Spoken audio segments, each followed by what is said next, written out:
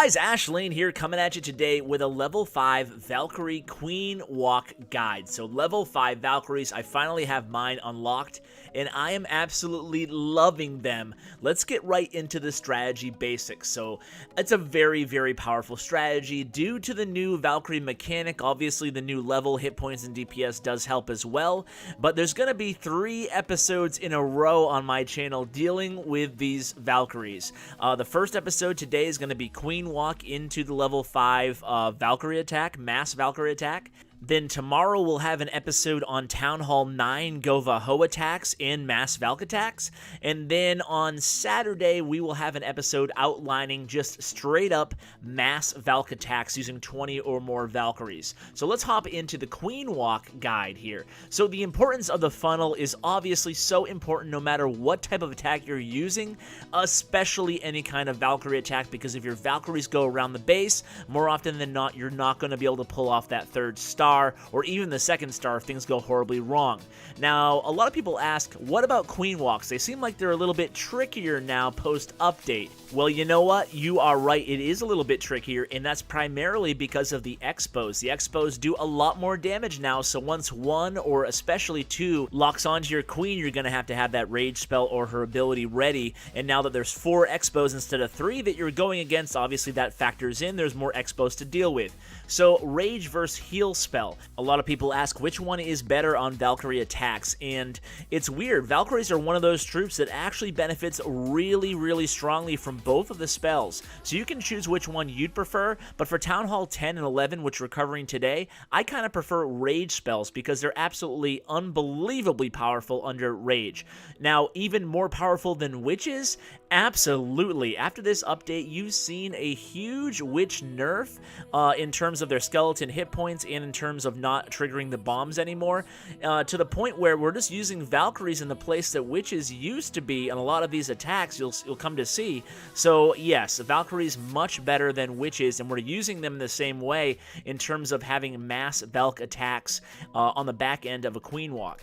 And the last thing I have written down here is your troops for Town Hall 10 versus Town Hall 11. We'll actually cover that more when we get into the replays, starting now. Why not? Let's put the first one on here. So this is a Town Hall 11. This is Slugger Viking from Battle Elite. He's going to go ahead and handle this base.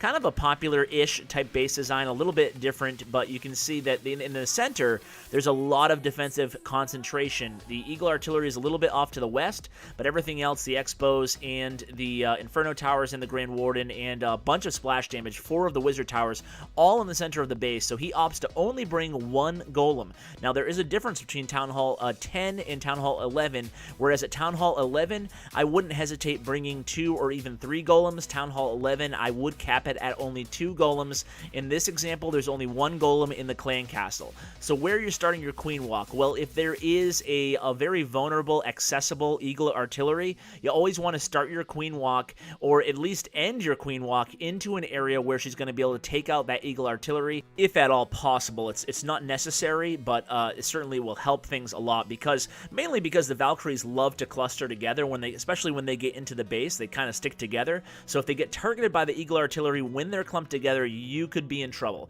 So you want to use your Grand Warden Eternal Tome ability pretty early on, and it's very important. This is really important to get that Grand Warden dropped immediately after you drop all your Valkyries, because now he has a little bit smaller of an Eternal Tome radius, and even before he had that smaller radius on his Eternal Tome, you really had to make sure that you got him dropped on the map with the troops you wanted him to protect. So that is absolutely vital to these attacks. You need to be Johnny on the spot when it comes to your deployment of the 2nd phase of the attack.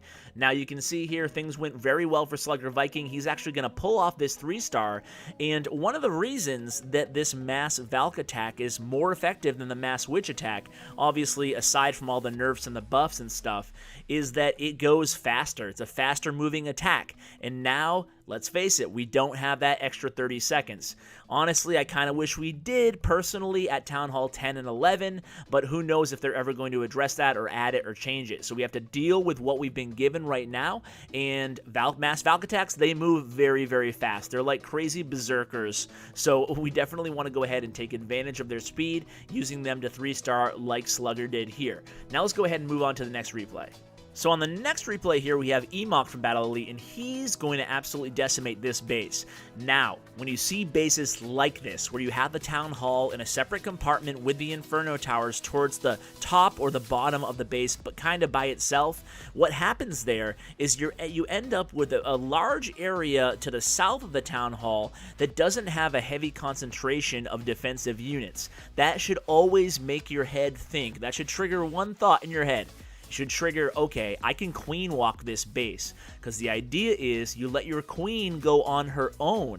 You don't want to merge her into the rest of your attack like you normally do on the base we just previously saw, for example. Now, mind you, this is Town Hall 10, so the difference in the army composition is that there's more golems in this attack, because you don't have to worry about that eagle artillery. It really hampers and gives you a disincentive to bring a lot of golems, more than 2, because for your troop space, you can get much better bang for your buck at Town Hall 11 with more Valkyries or whatnot than the golems. But the golems actually help to protect the Valkyries at Town Hall 10, so you can still use 3 of them there. Now, engaging the clan castle with the queen walk is pretty easy. You just want to make sure you drop the rage spell right before that hound pops, and you'll be good to go. So now he's going to leave his queen on her own. She'll be okay to handle the whole southern half of the base while the main attack is going on. Now, the main attack, pretty simple. Like I said, the most important thing, you guys should know this by now, it's setting up your funnel. So you drop the golems, you drop the wizards, you wait a little bit, and then you drop the Valkyries. Now you're just going to use one jump spell to hop into the center of the base here when that funnel is created. Sure, a few of the troops go around, including the Valkyries,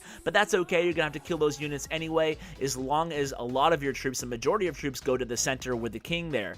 So the golems that go to the center, as well as a few of the Valkyries and a few of the wizards. The queen got kind of dangerously low on health there, but she was able to recoup, and you can see his heroes are not maxed out, so that does obviously come into play as far as hit points go.